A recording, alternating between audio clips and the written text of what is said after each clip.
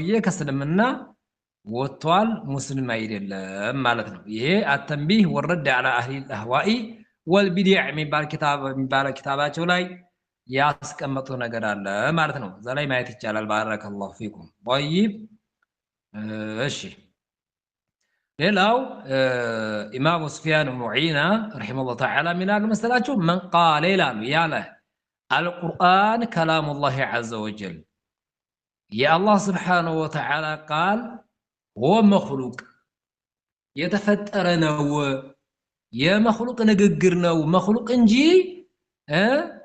የመኽሉቅ ቃል እንጂ መኽሉቅ እንጂ የአላህ ቃል አይደለም ብሎ ያለ አካል አሉ ማናቸው ነው የሚሉት? ሱፊያን ብኑ ዑይና ናቸው። ፈሁወ ካፊር አሉ። ያ ሰው የቁርአን መኽሉቅ ነው የሚል ካፊር ነው አሉ።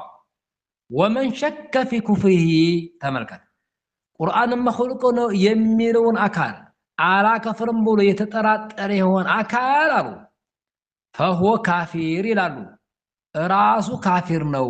ተመልከት፣ አሁን አሕባሽ ቁርአን መኽሉቅ ነው እያሉ አዋጅ አውጀዋል። አሕባሾቹን ቁርአን መኽሉቅ ነው የሚለን አካል ካፊር ያላል አካል ካፊር ነው እያሉ ነው። ማንን የሚሉት?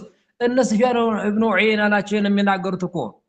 አሁን ላይ በአሁን ሰዓት የተጀመረ እንዳይመስል። ባረከላሁ ፊኩም ተግባባን። በአሁን ሰዓት ላይ የተጀመረ እንዳይመስልህ። እነ ሱፊያን ብኑ ዑይና ብሎ ማለት ደግሞ ከነ ኢማሙ አልቡኻሪ ከነ ኢማሙ ሙስሊም በስተፊት ያሉ ናቸው። በደንብ አድርገን መያዝ አለብን። ባረከላሁ ፊኩም እነ ሱፊያን ብኑ ዑይና እነ ሱፊያን ተውሪ ከነማ በስተፊት ናቸው። ከነ ኢማሙ አልቡኻሪ በስከፊት፣ ከነ ኢማሙ ሙስሊም በስከፊት፣ ከነ ኢማሙ አቡ ዳውድ በስከፊት፣ ከነ ኢማሙ ነሳኢ በስከፊት፣ ከነ ኢማሙ ትርሚዚ በስከፊት፣ ከነ ኢማሙ ኢብኑ ማጅ በስከፊት። ተመልከቱት። ማ ባረከላሁ ፊኩም ቁርአን መኽሉቅ ነው የሚል አካል ካፊር ነው አሉ።